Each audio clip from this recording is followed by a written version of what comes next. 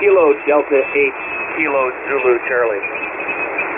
Yes, sir. And what's the name there, please? Yes, sir. And what's the name there, please? The first person over here is Tango India Mike Tim.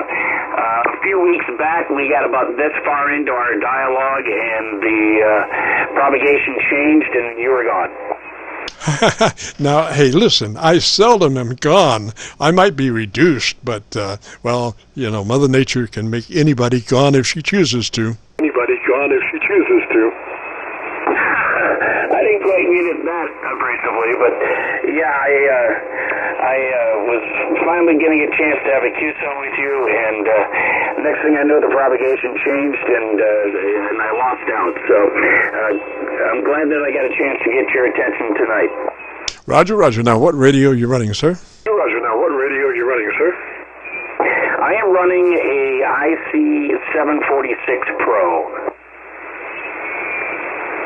746. All right. First thing, you want to engage that compressor at a 3. Turn your compressor on and add a 3. Roger. On and add a 3. Roger.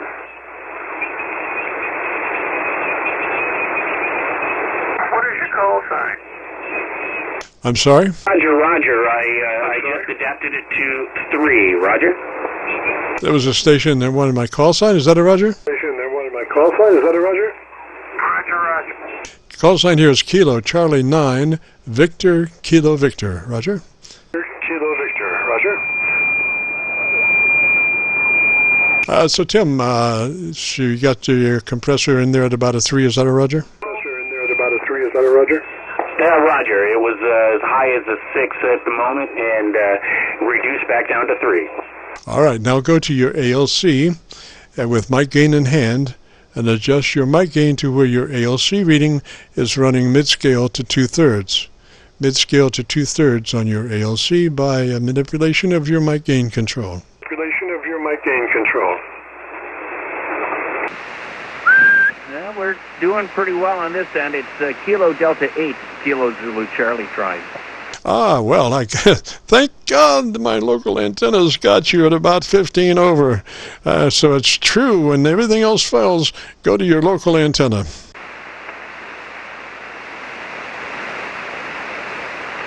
Well, good deal. I was hoping to still make the trip, Roger. Roger, you are. You copy me okay? Oh, yeah, you're 5 and 9. Okay, so where were we? Oh, yes, you're running that 746, Roger? Roger, we just adjusted the ALC, and we are getting ready to move on to something else, I believe. Okay, so you've got your compressor at a 3 and your ALC, you're running mid-scale to 2/3, Roger? Roger, roger. Okay, and so tell me about your antenna system for about 10 seconds or so. Well, certainly, it is a very basic system. I'll start with the radio and work my way through if we're going to do a recording of this. The ICOM 746 Pro, and do an old-school KITE SB200, and that is going into an IDS-fed antenna. I think it's called, from the company, My Antenna. It's the 1082K in-fed antenna. Roger? Roger, and you have a pretty good SWR on that? I'm usually flat, or I think I see as high as a 1.5 at times. Roger that. Well, I've cranked in the frequency again on Milford, so tell me the best thing you like about your radio, and let me see whether the pitch is now on Milford. Well, to be honest,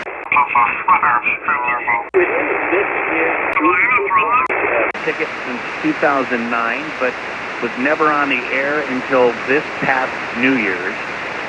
Then I went and challenged myself to get my general, and then here we are today. So, although it's an older ticket, I'm still what I would be considered a very green station operator. Roger? Oh, roger that. Well, you sounded really good back here on my local antenna. You're like about 15 over. Milford is still, well, it sounds like about 1K off pitch, so I'm not really sure what's happening. That I'll have to analyze that when I have more time. Time, never enough time. But I am incidentally on a productive high cycle. I have been for the last 3 weeks. And when you get onto one of those productive high cycles, everything you touch turns to gold. You can do no wrong. Anything that's not working, you can fix it. And guaranteed. And so then the most delicate problems are no sweat when you're on a productive high cycle. And so right now I'm looking at my stacked UHF-VHF antenna. It's got a 6-foot crossboom, and it's got a VHF, 7-element VHF on one end, and a 7-element VHF on the other end, and then two UHF 13 elements in the middle. So it's a stacked UHF-VHF. And the problem is that on my right side of that boom, those two antennas are facing straight down, like I'm trying to copy termites, and I have to resurrect those to point 90 degrees out, you know. And the problem is that I've got to get up there and move that to rotor, disconnect it from the rotor, drop the pipe down, and then get another pipe and tack it to the side of the tower so I can get a pipe above the beams, take a rope on a pulley and drop it back down to the beams, and then lower the beams very slowly to where I can work on them and get it all tightened up and then lift it back up. But I'm approaching that very optimistically, Roger. Roger, I need a nap just hearing about how much work it would take to get it started. Roger? Roger, but it's going to be tomorrow. I'm not going to do it in the rain, Roger. Yeah, we have unseasonably cold weather here today, but it's sunny, and if you've got a window seat, it's not too bad. Roger. Now, you are running that your ALC at mid-scale to 2/3. That's correct? Yes, sir, I am. Okay, I would want it a little bit fatter than that. You have your compressor at a 3, Roger?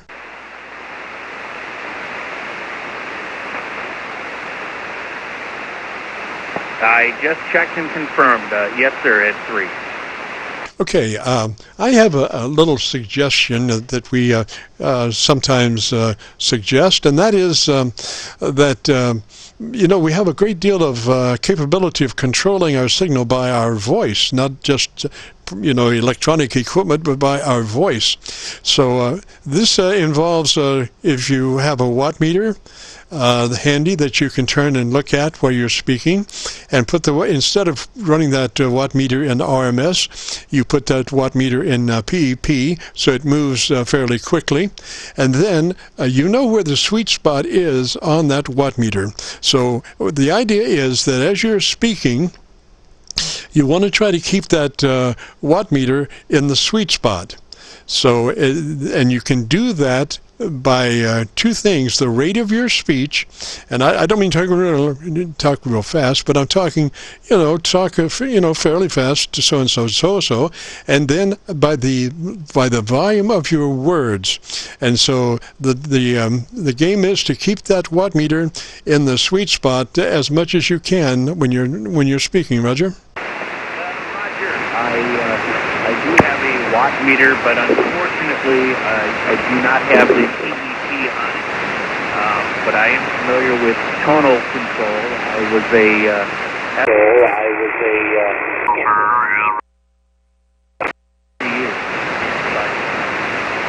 Roger. Well, it's a game that I suggest sometimes for folks. Like, I'm constantly looking at my VU meter. My VU meter shows my level, and it shows the incoming receiver level. So I've got a little trim pot that's right by my PTT that I can ride gain. Because all signals coming in are great variances of level. So I need to adjust the level dial consistently all the time, so it's just one little trim pot right by my push-to-talk switch that I can get everybody at the right level. And but also I'm looking at my level on the VU meter, and it helps me a great deal. I spent, 50 years looking at VU meters.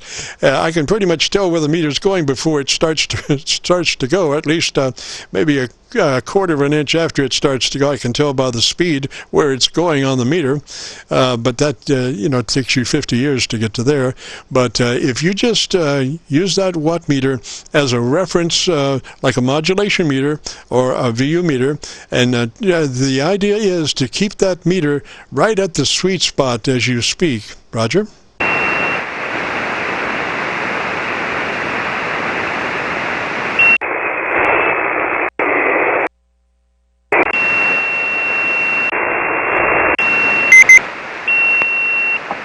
No, that makes total sense. I completely understand what you mean. Roger, Tim. Well, let me say, threes, buddy. I think I'm about to turn into I forget what I'm turning into, but I turned into something at 5 o'clock, and I think the change has already started. Roger. Roger. Well, I'll duck out of the way because I don't know if you've got time for more, but I'm sure there's several waiting their turn. I appreciate your patience in trying to make my station sound as well as it possibly can. Roger, Tim. And one more thing. What's your location, sir? I am about 1 mile off the beaches of Lake Michigan, 45 miles northwest of Grand Rapids, Michigan, 45 miles northwest of June. Roger, Tim. Well, it's a good thing we're at the end of this because I think I only have one SDR receiver running now. The other three have bit the dust. I'm suspecting some kind of a throttle happening on my router. I'm not sure, but anyway, we'll find out what's going on. But appreciate the check-in there, Tim. And again, if you want to hear your audio, if you go to YouTube and do a call letter search for Kilo Charlie 9 Victor Kilo Victor, that will take you to our Qso-Vlog page. And on that page, you'll be looking for an entity called My Group Aircheck 5820. My Group Aircheck 5820. Roger? Roger, I do appreciate it. Thank you so much. Have yourself a wonderful day. Keep you and your family healthy and happy. And we'll talk again in the future, I do hope. 73, my friend. Roger, threes to you, sir. Have a great afternoon, a beautiful weekend coming up. And that will conclude our Qso-Vlog Net for Friday afternoon. If you participated and want to hear what your audio sounds like, if you go to YouTube and do a call letter search for Kilo Charlie 9 Victor Kilo Victor, that will take you to our Qso-Vlog page. Right now we're running about 1,100 recorded Qso-Vlogs, but you'll be looking for one in specific called My Group Aircheck 5820, today's date. My Group Aircheck 5820. So that will conclude our broadcast for this Friday. Thank you so much for joining, and we will be returning this frequency to a normal amateur radio use. This is KC9VKV Clear.